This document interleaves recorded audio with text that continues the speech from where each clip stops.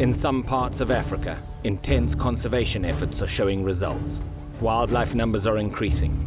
But with this increase, so they draw the attention of the most formidable predator on the planet. Man.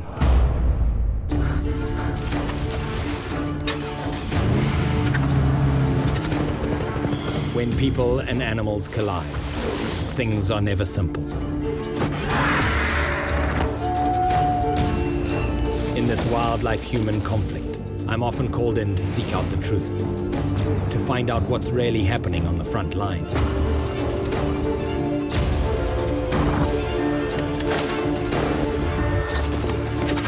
My name is Ivan Carter, hunter, conservationist, and wildlife investigator.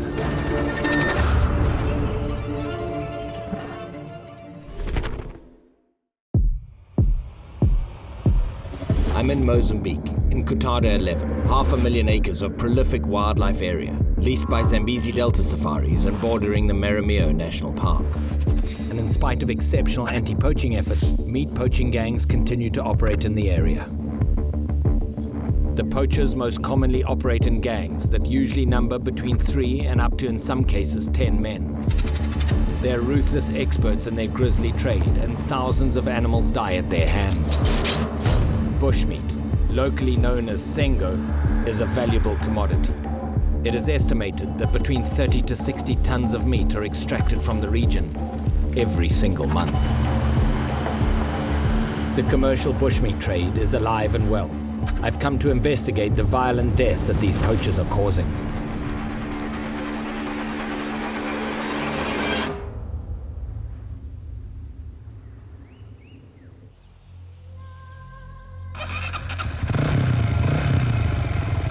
For the past few weeks, I've been on the trail of a particularly elusive gang.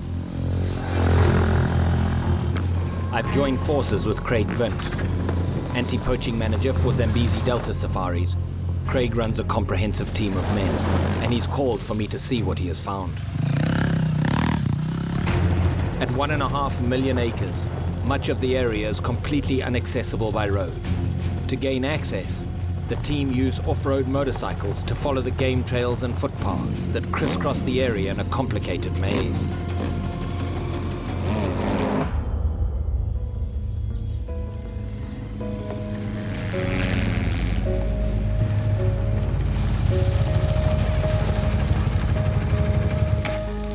Buen dia, Florent. Buen dia, boy. Amushe. Namush. Bon dia. Florindo, one of Craig's team leaders, explains that he's made a terrible discovery nearby. I wonder if it could be the work of the gang that I'm after. Big problem, eh? They found a place where this gang has been. They've been there for a fair amount of time. What's obviously happened is it would sound like they've left a couple of days before. Further than that, I'm not sure. We've just got to go and have a look, but the description sounds pretty graphic.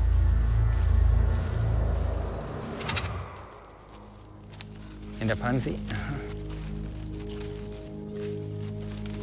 All the way through this bush, the last 25 minutes, every single game trail, every single opening has got one of these wire circles of death.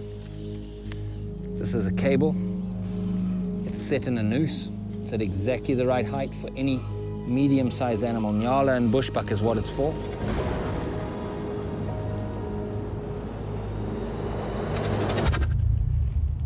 And all that'll happen is that animal will walk through, it'll feel the wire, it'll leap, and that wire will tighten around its neck.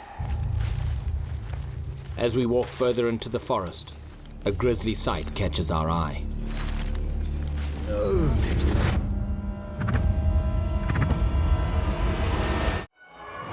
My name is Ivan Carter. I'm in a remote part of Mozambique on the trail of a poacher gang that is indiscriminately killing a large amount of wildlife. No. This animal hasn't been dead for very long. We have just missed being able to rescue this one. I mean, this beautiful Nyala female has died for nothing. If there's any consolation, her struggles tightened this wire cable around her neck. The neck has bled a little bit. Her tongue's come out. she probably died pretty quickly. I now understand why Craig called me here. From the perspective of a conservationist, it's a disaster. But from the perspective of an investigator, we may have stumbled on some valuable clues. We emerge from the forest into an open plain. They tell me to proceed slowly and carefully, and to watch my step. The gang has constructed a fence to better control the movement of the wildlife, and have used it to grisly effect. Poachers across Africa use two types of trap. The wire snare is the most common, using the struggles of the animal to tighten its grip and literally squeezing the life out of its victim. This particular wire is new, with barely any of the wear and tear that usually comes from continual use, and it's a sign that they have little need to recycle traps.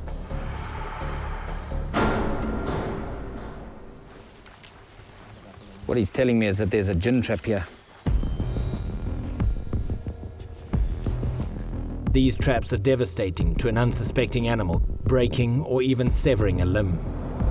Locally known as atuera, closing with a force of several hundred pounds per square inch. These traps are designed to slam shut and crush whatever's between their jaws. The trap is set and very carefully camouflaged, making it almost invisible as it sits and waits, awaiting the next unsuspecting victim. What the poachers have done is they've come into this clearing, they've burnt it 3 or 4 months ago. Now with the fresh green grass, there's all these game trails coming in here. I mean, there's 6 or 7 species of game that would frequent this, and in the evenings the animals would come out, and so every single game trail has either got a snare or a trap.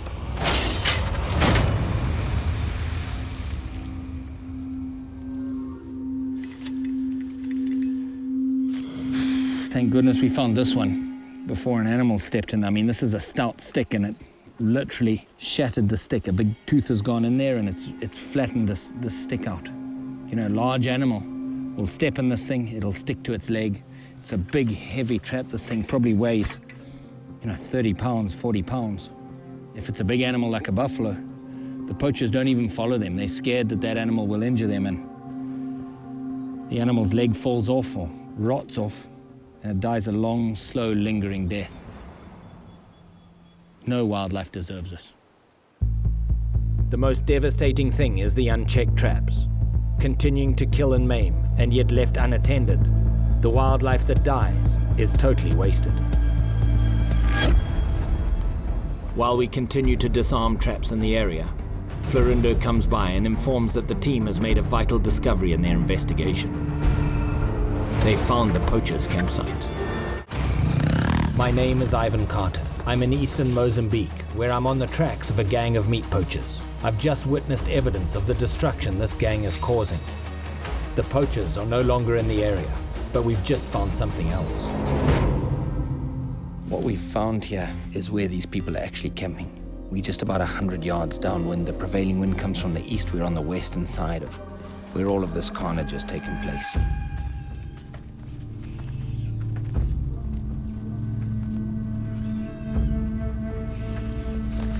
Truly dark in here. Without this path leading in, there'd be no way you'd identify these people that are staying here.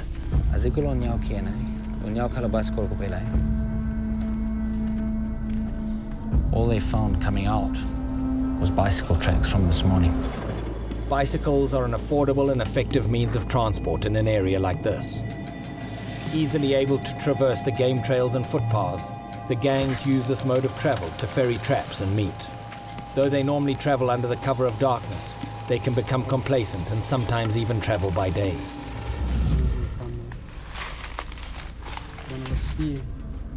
What he's telling me is that they've discovered quite a bit here. I just want to have a very close and careful look around to make sure that we don't miss any sign here.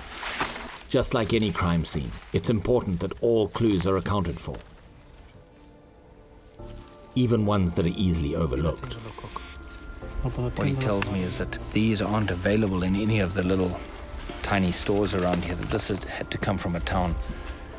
But there's a town to the north and a town to the south.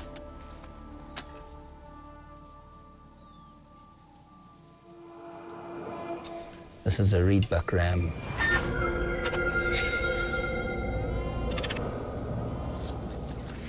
what they've done is they've swept around here. They'll do that when they leave the camp so that they can see if there's any footprints that they don't recognize. They'll know that they've been discovered. Bushbuck, eh?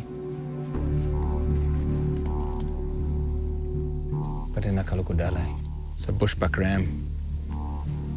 They've been using this camp for a long time. You wouldn't find this kind of thing here if this was a new camp. The size and age of the camp tells me that these are not subsistence poachers desperate for meat.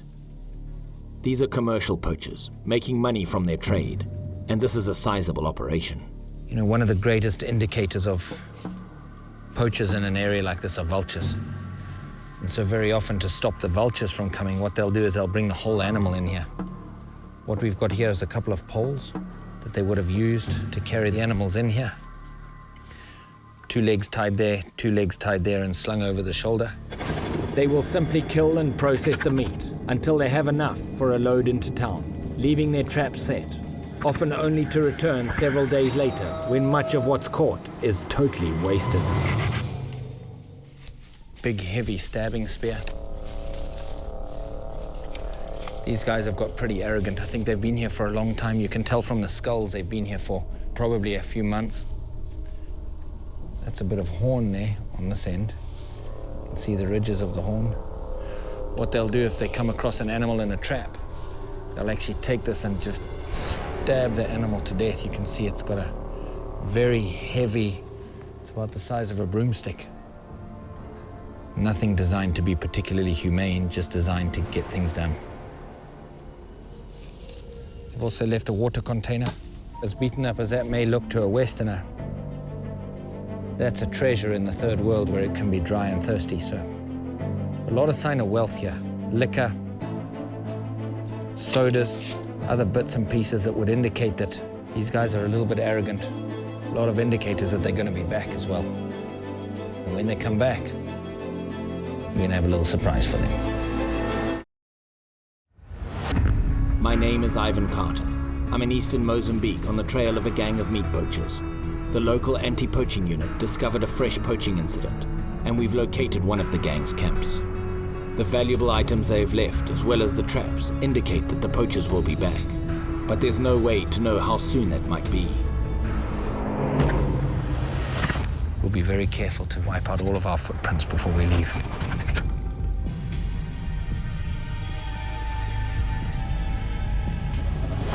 Commercial poachers will usually have many camps spread over a wide area. They'll bring back meat to sell in the local markets, and then head back to their campsites to restock on their illegal goods. There's no way to know exactly where or exactly when the poachers will show up. Time, as always, is the enemy. While Craig and his team continue to search the area for more camps, I head to a small village nearby.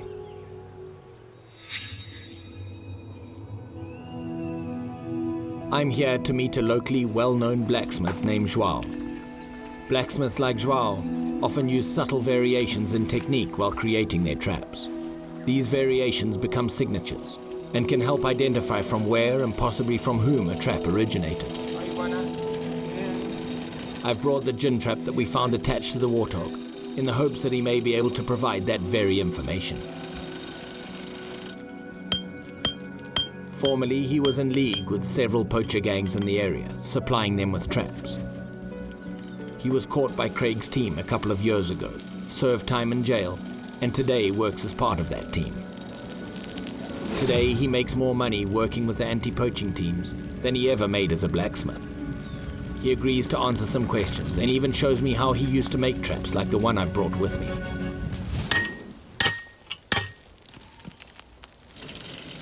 Wena bonili fanigaso, wena is kubani nenza. He says he doesn't really recognize a trap made by somebody else, but he does know that it's not his. So lo ipi ena pumili lo trap wena boganezolo. He said it's caught many animals. He can see that the teeth are bent and they've been fixed many times. He said he's seen many traps like this come from the north. To the north. He tells me that as a blacksmith, this is where you need to travel to make money. A trap like this can fetch about 500 metacash, or around 15 US dollars. With 15 US dollars, a blacksmith in this area can support themselves and their families for over 2 weeks. That's a significant income.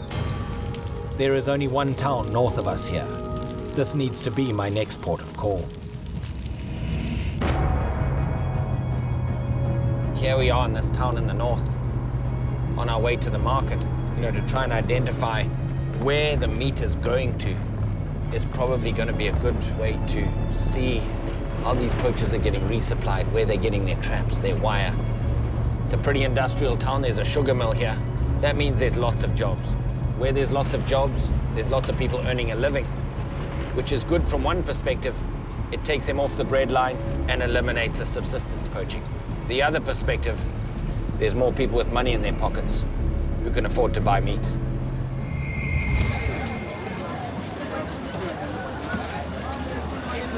This is the largest town within a 200-mile radius. Thousands of people travel to this market daily, making it an irresistible location for poachers to sell their wares. If the bushmeat is being brought north, then this is likely the market in which it will be sold. We may not catch the actual poachers here, but if we can confirm that the bushmeat is for sale, then we will at least get an idea of the route this gang is taking from their camp to here. I'm told that in the front of the market there's a guy that sells meat. A meat shop seems the obvious place to start asking questions. While the Portuguese name for meat here is carne, poached bushmeat is widely known as sango. I decide to try taking the direct approach to see if I can find any information or a reaction from the locals.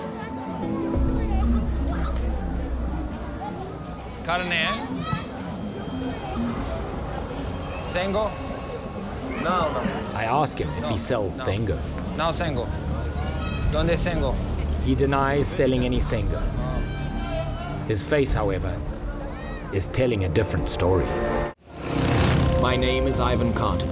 I'm in a remote area in the east of Mozambique, on the tracks of a gang of bushmeat poachers. Following the grisly discovery of a poaching incident, I've left the local anti-poaching team to continue searching for more incidents, while I travel north to a town where I hope to find some clues.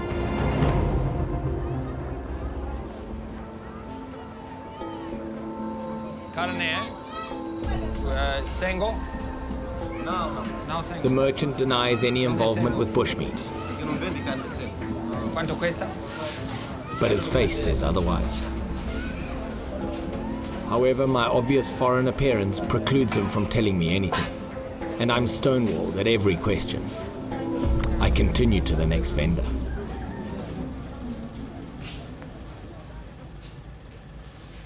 Cabrito, eh? ¿Cuánto cuesta? What the man tells me is that they only sell pork, goat, and No cow. sango. ¿Dónde sango? no vende no mercado. No vendo aquí, eh? All they sell here is domestic fare. No bushmeat. I can't help but feel like they're telling me what I want to hear. Joao the blacksmith was quite confident that the poachers would operate here. Surely somebody knows something. Word travels fast in Africa, particularly in a busy marketplace. Within minutes of my first question, I'm sure almost everybody knows why I'm here. Perhaps if I continue asking, eventually word will reach someone that will help me. ¿Dónde vende la sango? Sango? No. I feel sure that bushmeat is for sale in this market, but just not for sale to me. It seems I'm at a dead end. Bom dia. No vende aquí, eh? Sim. ¿Dónde vende la sango? Sango, Hugo? Sim, ali à frente. A frente. Finally, some information. ¿Dónde? This man claims to know someone in possession of bushmeat and directs me to another area of the market.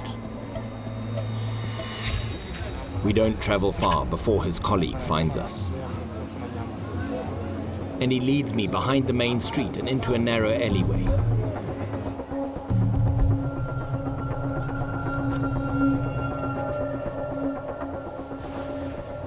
told to wait here, kind of 2 blocks away from the main marketplace, kind of maybe 60 or 80 yards. He says he's got bushmeat.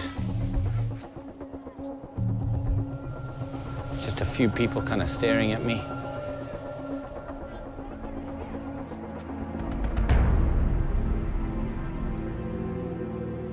I've been here for about 15 minutes now. Looks like somebody's coming through the trees here. Certainly looks like he's got a bag of meat. The men look somewhat nervous as they bring forward what I assume is the bushmeat we are looking for. At first, they are more worried about foot traffic than the camera's presence. But after a moment, that suddenly changes. My name is Ivan Carter. Following the grisly discovery of a poaching incident in eastern Mozambique, I tracked the poaching gang to a town to the north, where I found 2 men selling poached meat. I quickly discovered that these men, in fact, are not poachers or even traders. They bought the bushmeat for their own use and offer it to me at a profit. I agree not to reveal him to the authorities in return for what I could learn from him. Let's just switch off. If you guys can back off, let me just have a chat with him, see if I can find something out. Sorry, guys.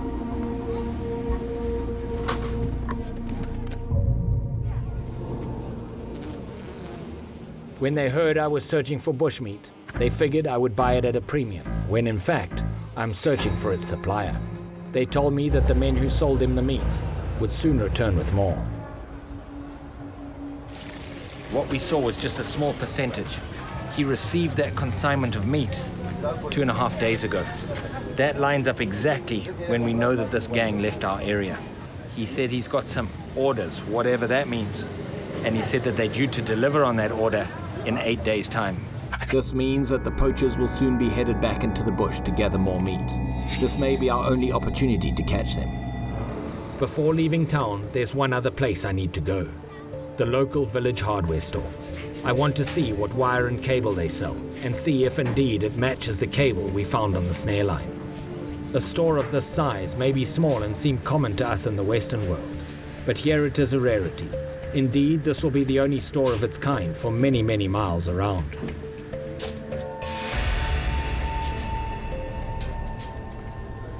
This is what I've been looking for. It's hard to imagine that the small, seemingly innocuous wire can, in the wrong hands, cause such death and destruction.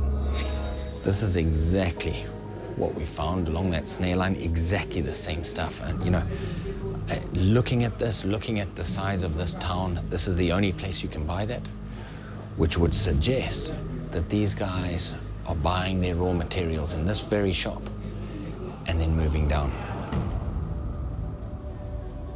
For $8 a meter being 3 feet, each of these snares probably at least 4 or 5 meters. So you're looking at $30 to $40 per snare. That's not small time. In this part of the world, that's a giant amount of money. And you see the cost of the meat. They must be selling a lot of it to be able to afford this nice new cable. It would appear that this store is unwittingly supporting the needs of this gang.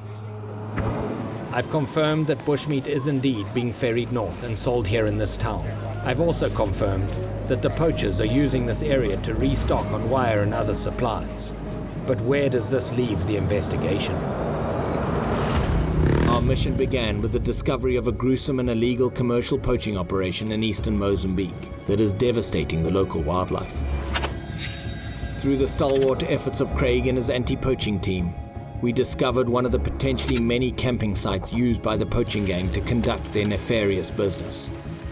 Joao, the local blacksmith, couldn't identify the original makers of the trap that we found, but he was quite sure that he knew where they came from. And indeed, traveling to the northern town, we've now found evidence that the poachers were resupplying here and selling their illegal meat. Now, although the poachers have yet to return to the camp we discovered, we know that they will return to the general area, an area which has been prosperous for their macabre trade. We also now know that their route stretches north of their base camp, which allows us to establish prospective footpaths for their arrival in the region. With this newfound information, I reunite with Craig and his team to formulate the next steps of our plan to catch this gang. I think it's best that we have another anti-poaching group here doing roadblocks, because they might cut across to these other villages trying to sell the meat that they've already poached. So what happens if we put the Argo guys and drop them off here? Yeah. Then I'll go back round and I'll set up with the other two guys over here. No, that's a good idea. The plan is to split up Craig's team of rangers and set them in place in ambushes along the paths we suspect the poachers are most likely to use. The hope is that one of the ambushes spots the gang en route to their camp. From there, it will be up to the members of Craig's team to track them to their exact site, where the evidence of poaching is unquestionable. It's a dangerous and highly difficult task. Should we fail, we'll alert the poachers to our presence and destroy the efforts of Craig's team. The wildlife here will continue to be destroyed. Failure is not an option.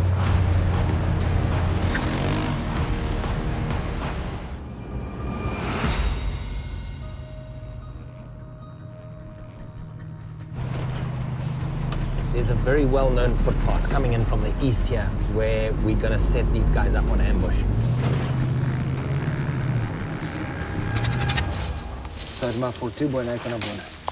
This is a potentially dangerous plan. My longtime friend and partner Livy has agreed to help. We hastily cut brush to camouflage our equipment from passers-by. I think this should be fine here, Craig. Yeah, no, definitely. The guys are going to make themselves a little nest in here. Livy's gone off to just cut some leaves so that they can make a little bit of a screen. I don't want him to cut this side because they'll notice a cut branch and it might make them hesitate. Once these guys have laid down, we'll seal them in, and that's all we need. All that's going to be left is to see some poachers walking past. Having set up the rangers in a prime location, Livy and I head further down the road to prepare an ambush of our own. The secret of preparing an ambush spot like this is not preparing a place where you can lay there for an hour or two. It's preparing a place where you truly are prepared to stay for 2 or 3 days and nights.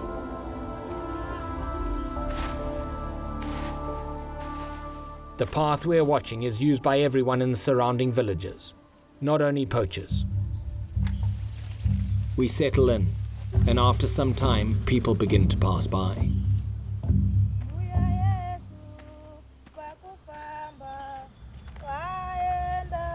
We look for any evidence of poaching activity. Traps, empty meat bags, loops of wire. And with our obscured vision, this is an ambitious task.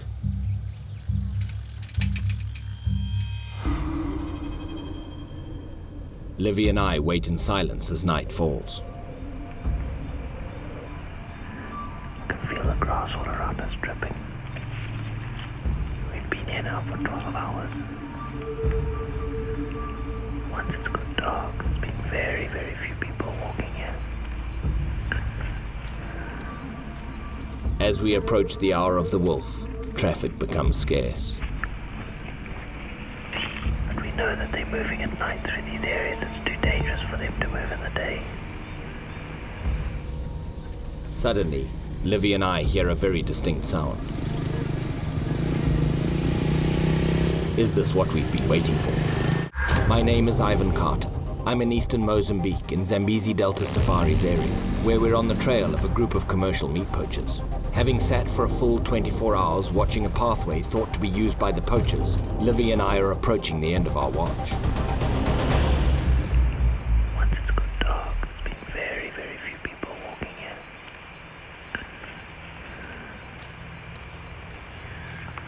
Things have not gone well. We haven't identified a single poacher. We know that they're moving at night through these areas. It's too dangerous for them to move in the day. Suddenly, there's a familiar sound in the darkness. Could this be one of our poachers?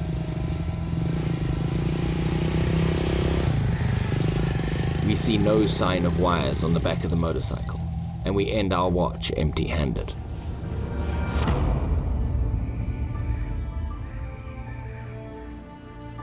Livy and I emerge from our hideout the next morning, after a very long and uneventful night. Many villagers came past, but in the darkness, we couldn't positively identify any of them as being part of the poaching gang. It seems, however, that one of the other ambush sites has had a little more luck. Finally, it looks like all of our work's going to pay off. It was a long night last night, though. At about 11 o'clock, one of the ambushers radioed in. They saw a guy going past on a bicycle with just one gin trap on the back. And then again at about 3 o'clock, one of the other ambushers found 2 people, that's excellent news. It's bad news they're coming in, but it's excellent news for us. This is exactly what we've been waiting for. We've identified a rendezvous point which we're going to meet at, a place where we both think that these poachers are coming to. It's a place with water, it's a place where they often will gather in this thick bush. They'll probably camp for the day there, and then tonight they'll move again and come all the way deep into the area. This all sounds easy in theory. Finding people who don't want to be found, however, is always tough. It's crucial we all work together. I meet Craig to formulate a plan. Craig, how are you this morning, bud? Thanks yourself, Ivan. Good, mate. Excellent. Good.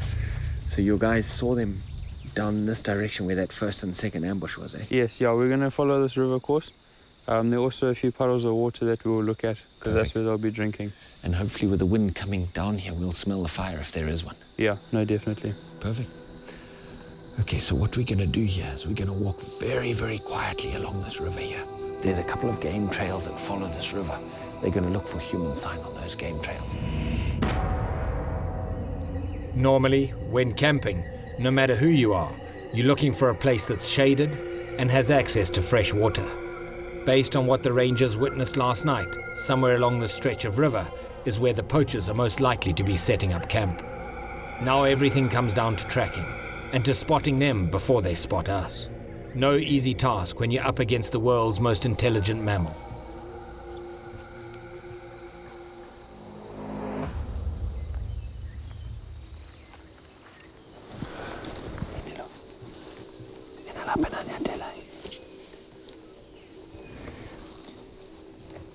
This is where there's a lot of dew on the grass. You can see how somebody's shoe has walked on the dew and then stuck the soil onto the top of this leaf. Buena mundulo. The possibility that they could be armed only elevates the need for caution. In this case, the hunter could easily become the hunted.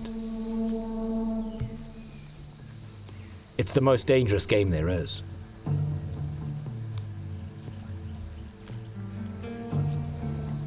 Here's their bicycle tracks.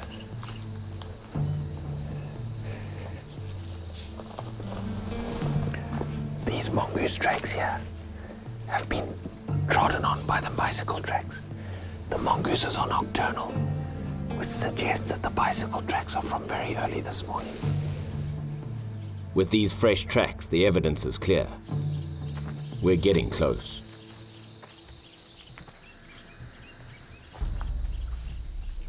Livy stops us. He's onto something.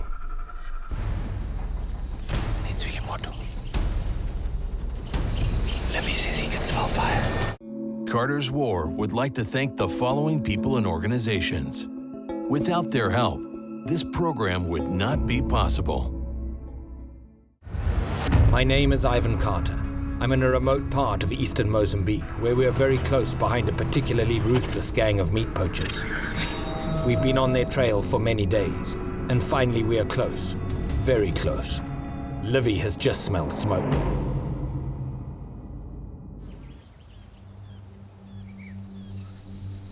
They've got no idea we're here. They're talking normally.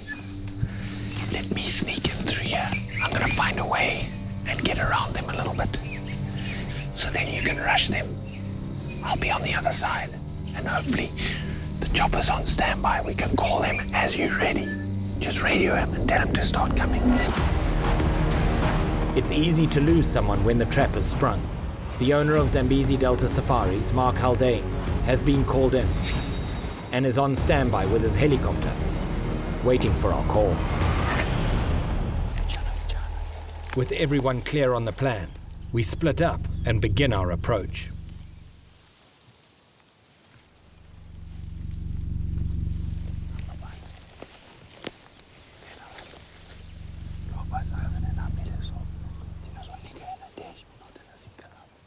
We've given our and 10 minutes to go around. I think our best option is to wait here until he gets there. Then we're going to go around as well and try and catch these guys.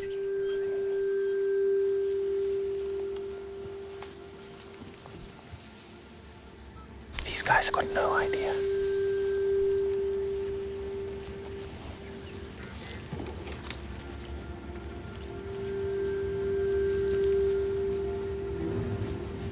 He's still talking, isn't it? Yes.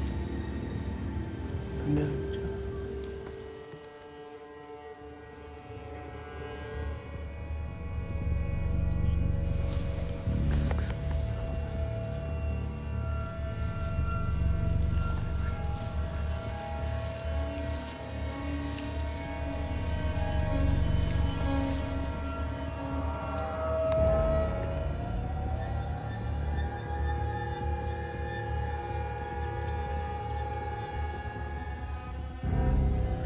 Send Livy back. He's gonna go and catch up with Craig. When Craig starts moving in, he's gonna radio for the helicopter, which hopefully will be what we need.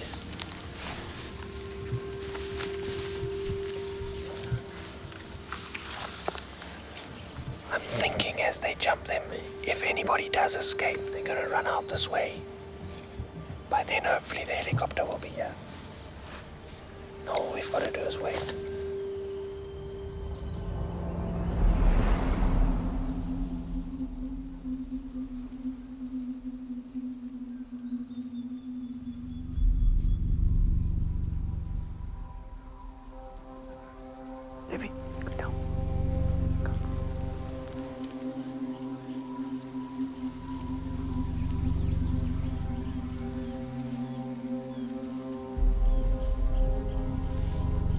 Is Arvin in this position?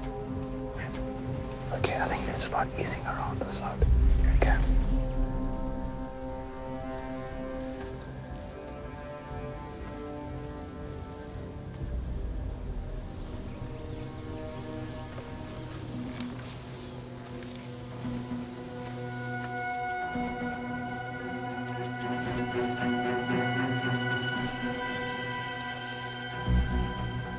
Everyone is in position. It's time to call in the air support. We signal the pilot and prepare ourselves.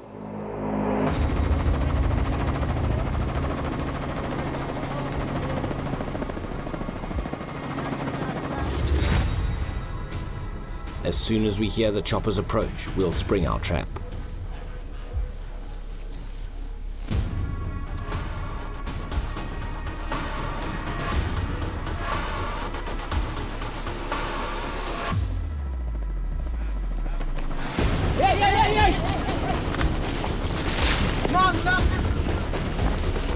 I'm a back one.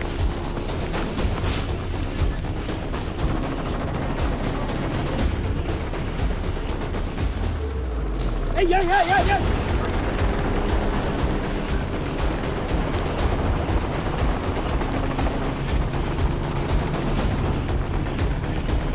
Vaya.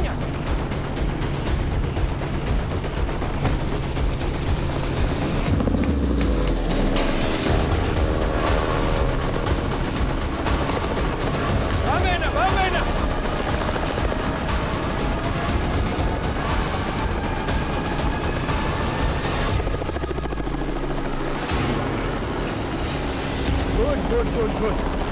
Yeah. Good. That was good, eh? Hey, well done, man. Well done. You were right on time, and we got the other two in there as well. Get the other two inside too. Brilliant.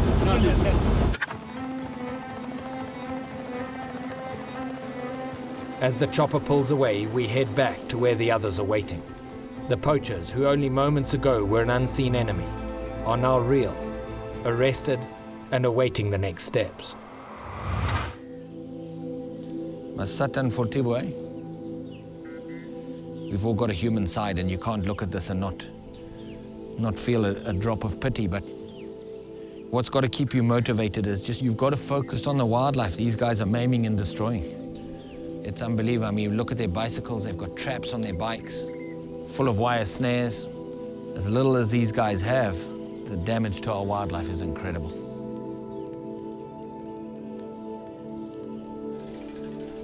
The chase is over. These men will now be tried in a court of law and will face jail time if found guilty. This is a success. There are people who'll tell you can't make a difference by just stopping a few poachers. But with this capture, we've made a difference, not just to the wildlife that they would have killed today, but the wildlife that would have killed into the future. Our success here is a tribute to the dedicated team of people I've had the privilege of working with on this case. A tribute to the thousands of game guards, game scouts, rangers and conservationists across Africa who fight to protect our wildlife every single day. When you look into their eyes and you see the passion they have for their home, you realize, yes, there is hope.